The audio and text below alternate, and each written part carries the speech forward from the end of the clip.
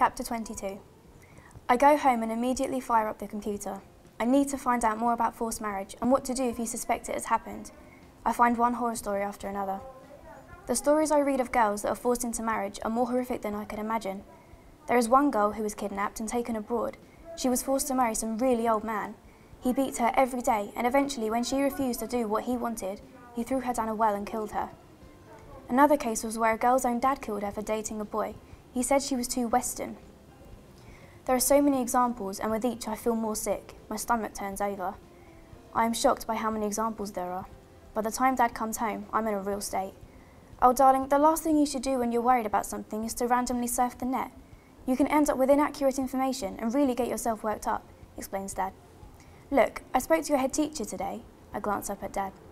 Yes, darling, I've been trying to make some inquiries and make sure the appropriate people are informed about Abby.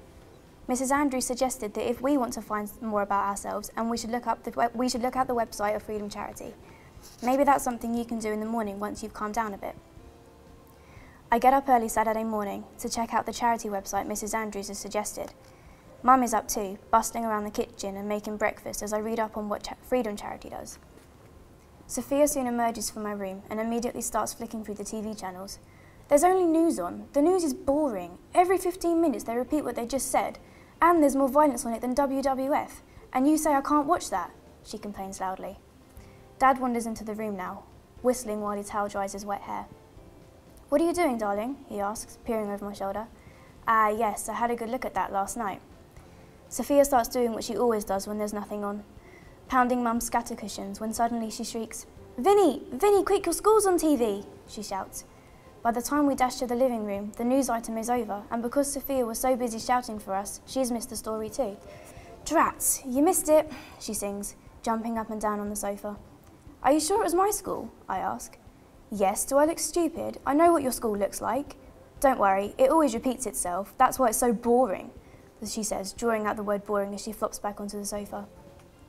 We sit quizzing Sophia about what she can remember about the story. But Sophia's right. 15 minutes later, the news item repeats itself. Dad pulls Sophia close to him on the sofa, probably to keep her quiet, but she looks chuffed with herself for noticing the news item in the first place. We listen as the reporter explains how police have just rescued a 15-year-old girl at an airport, moments before her parents were boarding a plane with her, with the intention of forcing her into an overseas marriage. The cameras then switch to a shot outside of my school, and the reporter explains that they are still looking for another girl who has not been seen for several months. A photo of Tara Talley is shown. That's the girl from my school who disappeared. Remember, Mum, I told you. Look, they're showing old shots of it when it happened, and the police were in our school. Was she kidnapped then? Sophia asks, not really understanding what is going on. Shh! Dad urges her softly. He turns up the volume and we sit and listen to the rest of the report. Tara Talley was taken out of school at the end of 2009 winter term. The school initially assumed that she was on holiday, but she never returned, and there was no explanation from her parents. At the time, there were rumours that her uncle and her father had kidnapped her and taken her abroad to be married against her will.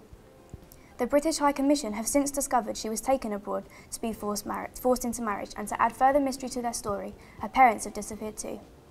The police have detained 2 men for questioning in connection with the disappearances. There's an accompanying shot of the reporter outside Tara's family house. So they didn't forget about her then, I say quietly. The police kept on investigating. I'm glad it wasn't ignored, that Tara wasn't forgotten. I just hope the same will happen for Abby, that someone will care, and care enough to do something. I squeeze Dad's hand. Now the reporter speaks directly to the camera. If you are worried you may be forced into marriage, or you know of anyone who you think may be at risk of it, there is a way to get help. The details will appear on the screen now. And while the reporter signs off, the website I've just been looking at appears on screen. www.freedomcharity.org.uk. I repeat out loud to everyone. We sit there staring at the screen until the ads become too loud, and Mum switches it off. I dash back over to the computer. Look, Dad, there's even a checklist about forced marriage. I run my finger down the list as I skim read it. Oh, Dad. Oh no, God no. All of these things on the checklist. It's all the stuff that's been happening to Abby lately. Yes, Vinny, I know. Dad, you've got to do something. I've done all I can for now, Vinny. I've tried my best to get in touch with the Canbys, and I've spoken with the local police, anonymously that is, to ask their advice in case of what we fear is true. After dinner, Sophia jumps up, deciding to give us her own news report. The news at 6, she announces, and there we sit, a captive audience to her bulletin. The news at 6, young girls are disappearing. Bong! This is a report about the horrifying story of young girls disappearing and never being seen again. Bong! They have been taken abroad and are forced into marry. Schools need to make an official report when young girls disappear from school. Bong! She looks very pleased with herself. Mum and Dad smile grimly, but I can't help myself. Sophia, this is real. It's not a joke, you know, and it looks like the same thing has happened to someone we know. Don't you get it? I rail at her. For once, she looks ashamed. Sorry, I know I get carried away. I don't mean to, she says quietly. Okay, girls, that's enough. It's been a fraught week, Mum says. How about some hot chocolate and then it's bedtime for you, Sophia? We snuggle down on the sofa and sit in silence as we sip our drinks. Come bedtime, Sophia makes the usual fuss, but I feel so miserable I'm glad to go. As we lie in our bed, Sophia says, Sorry, Vinny. I really didn't mean to upset you or seem like I don't care about girls who get kidnapped and stuff. I smile into the darkness. It's okay, don't worry, Sophia. You're only 10. It's your job to be silly. Go to sleep now. Night. Night, sis, she says, and very soon I can hear her soft snore. I face the wall and will myself to sleep.